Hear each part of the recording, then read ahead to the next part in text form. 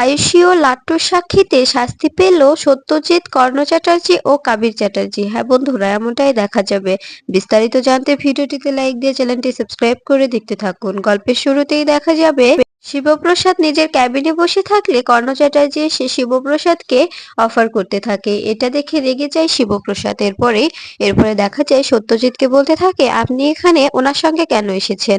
তখন সত্যজিৎ বলতে থাকে, ব্যাপারটা তো আমারও, তাই না? তাই এসেছি। তাই তাই তোমাকে বলছি, আমরা তোমাকে অনেক অনেক অনেক ভালো ভালো জিনিস দেব, তারপরেও তুমি এই চাকরিটা ছেড়ে দাও, তুমি আমার বিজনেসটা জয়েন করো।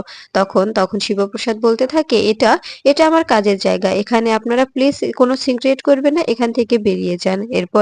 এরপরে দেখা যায় কর্ণ চ্যাটার্জি সিক্রেট করলে তখন শিবপ্রসাদ সঙ্গে সঙ্গে কর্ণ চ্যাটার্জিকে তুলে নেয় আর আর তিনজনকে একসঙ্গে একসঙ্গে জেলে পুরে দেয়। এরপরে দেখা যায় পরদিন কোর্টে কেস উঠলে তখন তখন দেখা যায় কোর্টে তোলা হয় সত্যজিৎ, কাবির চ্যাটার্জি ও কর্ণ চ্যাটার্জিকে।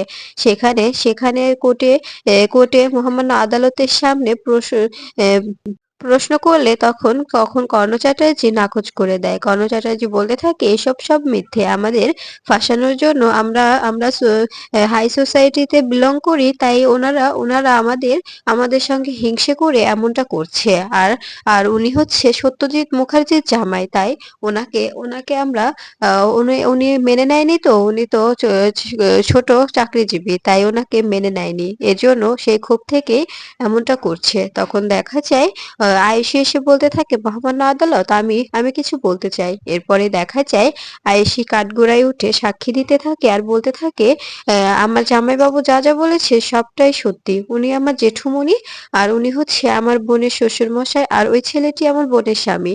আর আমি বলছি যে ওনারা যা বলছে সবটাই মিথ্যে, আর ইনি যা বলছেন সবটাই সত্যি। কারণ কারণ ওনারা সবাই একটি একটি র‍্যাকেটের সঙ্গে যুক্ত, ওনারা সবাই মিলে একটি র‍্যাকেট চালায়, যে র‍্যাকেটে বাচ্চা চালান করা হয়, নারী চালান করা হয়, অনেক কিছু। আর তাদের সঙ্গে ছিল বিজিত লাহিড়ী, আর ওই বিজিত লাহিড়ীর সঙ্গে বিজিত লাহিড়ী আমাকেও পাচার করে দেওয়ার জন্য আমাকে ফাঁসিয়ে নিয়ে গিয়েছিল, কিন্তু কিন্তু আমাকে আমাকে ওখান থেকে বাঁচিয়ে আনে পরশুরাম আমাকে ওনার হাত থেকে উদ্ধার করেছে। সেই ছেলেটিও হয়তো বা ওনাদের কাস্টাডিতে আছে, ওনাকেও কোর্টে তোলা হবে। তখন দেখা যায় মহামান্য আদালত সকল কথা শুনে বলতে থাকে, তুমি যা বলছো সবটাই সত্যি? তখন তখন আর আয়ুষী বলতে থাকে, হ্যাঁ স্যার, সবটাই সত্যি, সবকিছু সত্যি।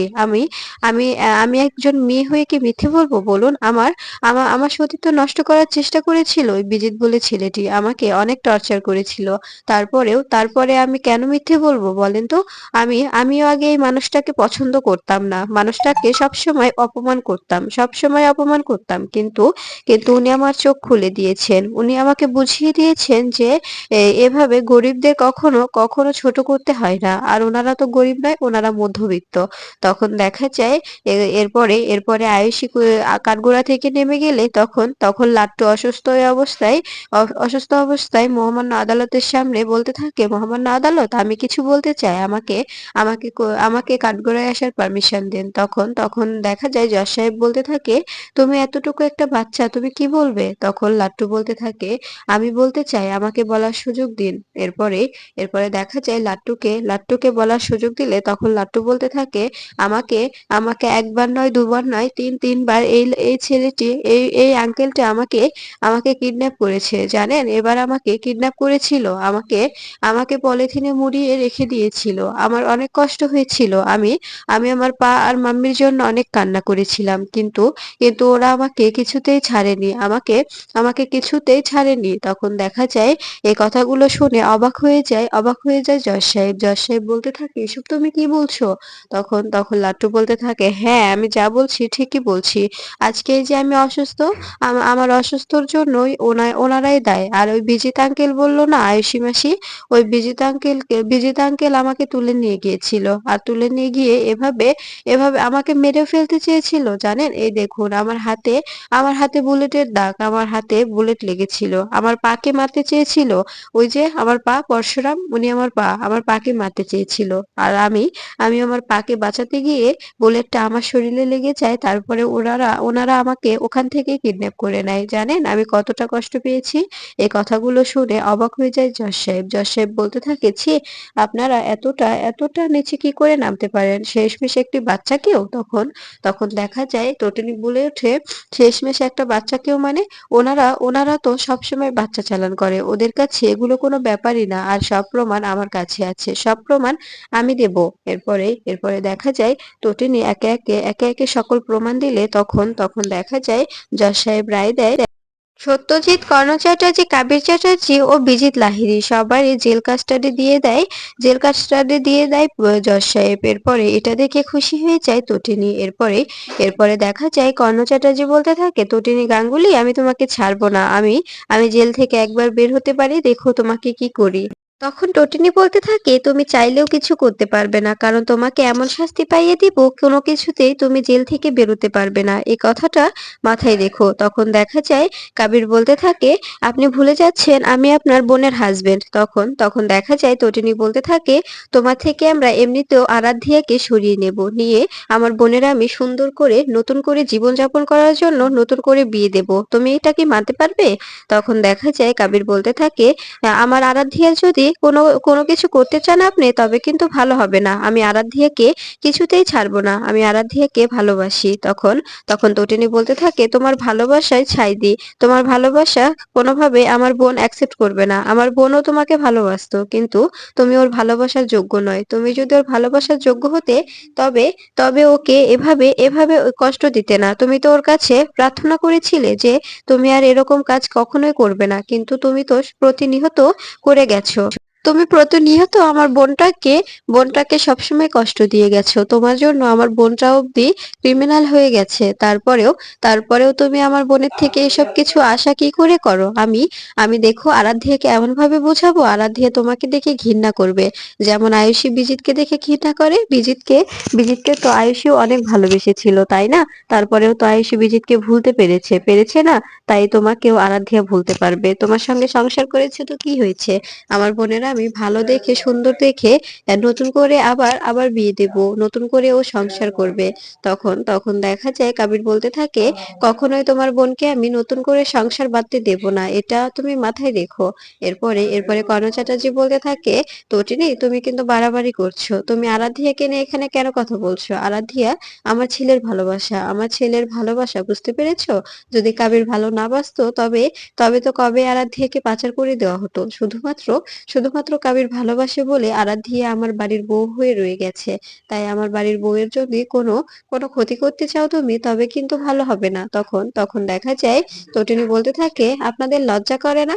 যে মেয়েটা আপনার ছেলেকে ভালোবেসে এত কিছু করেছে, সেই মেয়েটাকেই ক্রিমিনাল বানিয়েছেন আপনারা নিজেরা ক্রিমিনাল হয়েছেন, আমার বোনটাকেও ক্রিমিনাল বানিয়েছেন। তখন সত্যজিৎ বলতে থাকে, তোমাকে এখানে আমাদের সঙ্গে কথা বলতে হবে না। তুমি এখান থেকে যাও। তোমাকে আমি দেখতে চাই না। যে মেয়ে বাবাকে শাস্তি পাইয়ে দেয়, সে আবার কেমন মেয়ে, হ্যাঁ? তখন তটিনী বলতে থাকে, তোমার লজ্জা করে না এসব কথা বলতে? তুমি তুমি কেমন বাবা? আর আজকে তোমার মেয়ে কি করে হতে পারি আমি? তুমি তো আমাকে মেয়ে বলে মানোই না। তুমি তো যেদিন আমি শিবপ্রসাদ গাঙ্গুলির হাত ধরে চলে গিয়েছিলাম, সেদিনই তুমি আমাকে মৃত বলে ঘোষণা করে দিয়েছো। তুমি বলেছিলে তোমার মেয়ে মৃত, তোমার মেয়ে টটিনি মৃত, তোমার মেয়ে মৃত, টটিনির তো কোনো অস্তিত্ব নেই তোমার কাছে। তুমি তো এখনো মেনে নাওনি, কিন্তু আজকে মেয়ে বলছো, তোমার লজ্জা করছে না? তখন দেখা যায় তো তখন দেখা যায় সত্যজিৎ বলতে থাকে, হ্যাঁ, আমি তোমাকে মেয়ে বলে মানি না, কারণ তুমি যে ছেলেটাকে বিয়ে করেছো, সে ছেলেটার সঙ্গে আমাদের ফ্যামিলি কিছুতেই অ্যাডজাস্ট করতে পারবে না। তাই আমি তোমাকে মেয়ে বলে কখনোই মেনে নেব না। তখন দেখা যায় তটিনী বলতে থাকে, তুমি চাইলেও আর আমি তোমার বাড়িতে তোমার মেয়ে হয়ে যাব না। আমি যদি আমার ইচ্ছে করে আমি আমার মায়ের সঙ্গে গিয়ে দেখা করে আসব, কিন্তু তোমার বাড়িতে আমি তোমার মেয়ে হয়ে কখনো গিয়ে দরজার সামনে দাঁড়াবো না, বুঝতে পেরেছো? তখন সত্যজিৎ বলতে থাকে, হ্যাঁ বুঝতে পেরেছি। তবে তবে তোমাকেও আমি বলে দিচ্ছি, আমি আমি এই জেল থেকে একবার বেরোতে পারি, দেখো তোমাকে, তোমার পরিবারকে কি করে আমি ধ্বংস করে দিই, তোমার বাচ্চাদের আমি কি করে শেষ করি। তোমার বাচ্চারা কখনোই আর তোমাদের কাছে পৌঁছাতে পারবে না। তখন দেখা যায় কর্ণ চ্যাটার্জি বলে ওঠে, তোমার বাচ্চা তোর আইসিইউতে আছে তাই না? আজকে যে যে ডক্টর ডিউটিতে আছে তাকে যদি আমি টাকা খাইয়ে কিছু একটা করতে বলে দিই, তবে ব্যাপারটা কেমন হবে বলো তো?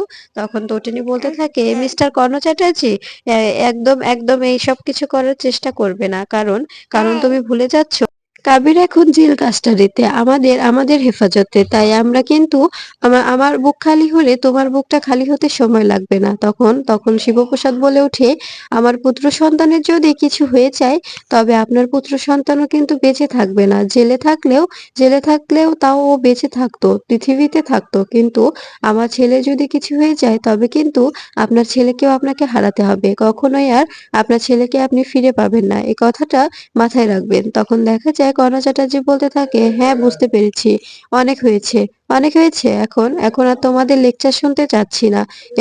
এরপরে দেখা যায় তখন তটিনী ও শিবপ্রসাদ কনস্টেবলকে বলতে থাকে, ওদেরকে ওদেরকে নিয়ে যাও, নিয়ে গিয়ে জেলে পুরে দাও, ওরা যেন কোনোভাবে বেরোতে না পারে সে ব্যবস্থা করব আমি। অনেক অনেক সহ্য করেছি, আর নয়।